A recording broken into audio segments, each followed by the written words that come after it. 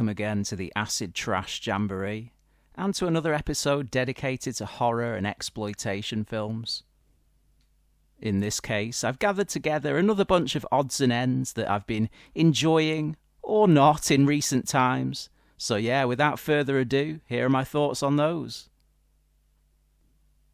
Okay, so if you still haven't seen Birdemic, Shock and Terror, it goes as follows. One afternoon, a nice but dull software salesman named Rod bumps into his gorgeous high school crush, Natalie, in a diner. Natalie, now a successful fashion model, doesn't seem to remember him, nor does she seem particularly enthused to be speaking to him after all this time. But the two exchange numbers anyway, and soon Rod calls her up, inviting her to lunch, to which she obliges. Romance begins to blossom between the two, and soon enough they head off together to the seaside on a mini break. Though unluckily for them, things are going haywire with the local bird population. Yeah, riddled with disease and crazy from toxic contamination, they've taken to savagely attacking and killing anyone they can get their beaks and talons on. Yikes. After rescuing two terrified children from their deceased parents' broken-down vehicle, Rod and Natalie fight back. But will the guns they've acquired be enough to stop this avian nightmare in its tracks? Okay, so Birdemic is legendary in the pantheon of bad films, though weirdly, I've not long got around to checking it out. Actually, it took me 2 goes to see all of it. On my initial watch, I fell asleep shortly after the beyond boring first half, and only came to in the closing minutes. Though in truth, it's a miracle I made it that far before snoozing. Seriously, the initial 45 minutes of this are so unhappening, they make Skinamarink look like Die Hard in comparison. Thank goodness for the second half then, which at least managed to raise some genuine laughs, with its hilarious, sub-Xena warrior princess, primitive CGI, and outsider-level attempts at acting. Not to mention the infamous scene where our heroes attempt to fight off their feathered foes with, I kid you not, a selection of deadly motel coat hangers.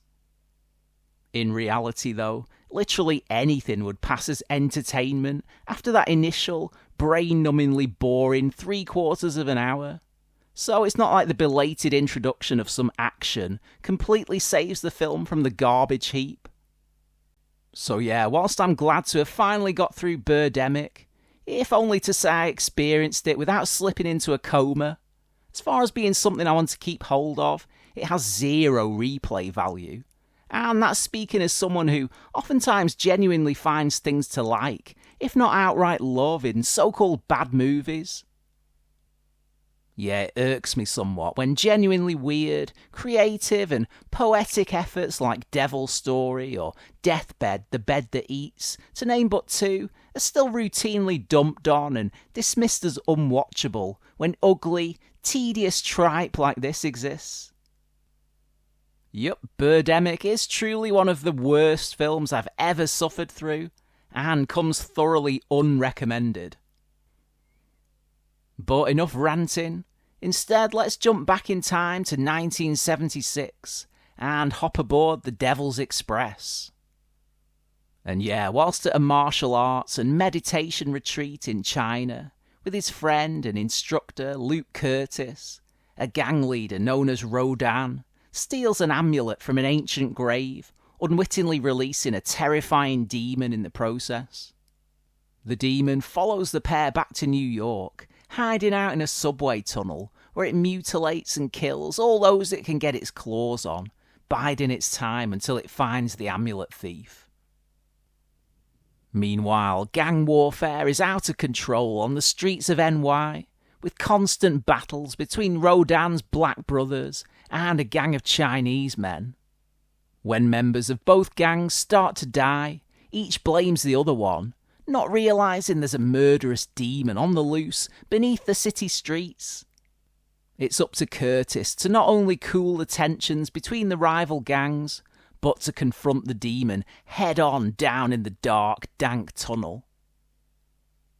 Okay, so this is a very silly, but still highly entertaining mid-70s mashup, which mostly concentrates on martial arts ass-kicking, with the horror element playing second fiddle, right until the climax pretty much. Though at least the director, Barry Rosen, makes a tenuous effort to tie all the plot elements together. Yeah, there are certainly more nonsensical and baffling genre crossbreedings out there in the wilds of exploitation land than this one. So thankfully you won't have to hit up Google once Devil's Express is over to get answers regarding any confusing plot twists. Though make no mistake, this is still far from high art. Chuck in a ton of evocative shots of New York in all its run-down, seedy 70s glory, an uber-funky fusion soundtrack, not to mention a hilarious and thoroughly unnecessary sentimental montage with our hero, Curtis, demonstrating his impeccable community spirit. And yeah, you've got an enjoyable little trash picture, which, crucially, moves along at a decent clip and is unlikely to send you to sleep. Speaking of which, obviously, this is the kind of flick that the likes of Quentin Tarantino worships at the altar of, and tries to pay homage to in his own stuff. Having sat through most of his films down the years, to be honest, I've never really got the appeal. Yeah, instead, give me the genuine article like Devil's Express any day of the week. Half as long, and with a fraction of the dialogue. Next on the agenda, we have Last House on Massacre Street, also known as the House That Cried Murder, in which a couple, Barbara and David, are about to be wed. Barbara is a real daddy's girl, already having managed to persuade her father to pay for her to build her own house before she'd even met David. Such was her conviction that she would soon find the one. Coincidentally, David works for her father's firm, and truth be told, father doesn't think much of him, but Barbara marries him anyway, only to find him cozying down with Helen, an ex-girlfriend of his, midway through the wedding party. After freaking out and wounding David's arm with a pair of scissors, Barbara goes AWOL, during which time David meets with his boss, who, rather strangely, doesn't seem overly bothered by what's gone down. Soon after, whilst carrying on his fling with Helen, the pair start to receive threatening phone calls and strange packages in the mail. Could it be Barbara taunting them from afar? Or is there an altogether more sinister explanation for everything? Okay, so I quite like this one.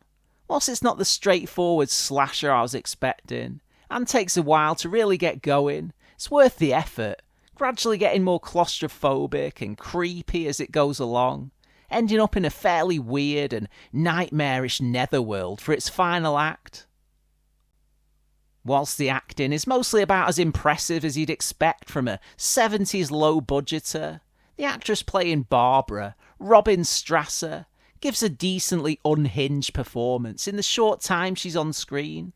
The film doesn't offer up too much in the way of blood and guts, though the few flashes we do get are memorable to say the least, and the score is cool too, with some jarring fuzz guitar and synth-based stings kicking in during the scary bits.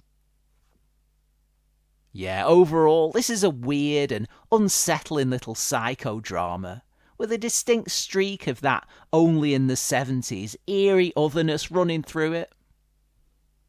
Okay, so it's no Messiah of Evil or Let's Scare Jessica to Death in that respect, but any film that at least touches on that post-Flower Power, bleaked-out trippiness is worth a watch as far as I'm concerned. As you may have noticed, Last House is part of a Blu-ray double bill with a film entitled The Wild Little Bunch. Now, this is way outside the remit of what I want to cover here on the channel, so I won't talk at great length about it. But yeah, for the curious, basically, it's one of those ultra-British, kitchen sink type dramas about the plight of a family of 14 brothers and sisters who face being split up and put in a children's home after their mother passes away suddenly. Said mother is played by the late June Brown, who some of you will know from a long-standing role as Dot Cotton in the UK soap opera EastEnders. Now, I didn't have a clue what this film was going to be about when it started, but once I saw it being directed by the blow-up and deep red legend David Hemmings, I figured it'd at least be worth a go. And yeah, whilst it's way too long and repetitious, clocking in over 100 minutes, I actually found it weirdly watchable. But if you're expecting a suitable companion piece for Last House on Massacre Street, then you're going to be sorely disappointed. Yeah, quite what the Code Red Company were thinking putting these two together is beyond me. All I can think is that they acquired it maybe as part of a job lot of movies and didn't know what else to do with it. Still, as a gritty, grubby and occasionally amusing little slice of life picture, it's far from awful. I'm not sorry I sat through it, though I'm not sure I'll ever bother again. Okay, so that wraps up today's hodgepodge selection of cinematic delights. I hope there's at least one film in there that you might want to check out. Though seriously, whatever you do, make sure it's not Birdemic. Yeah, consider yourself warned there. If you like weird and wild movies in general and haven't yet checked out the archive, feel free to do so, where you'll also find a bunch of wittering about music too. Please hit subscribe to be kept fully up to date on all future channel activity, and I'll catch you again soon on the Acid Trash Jamboree.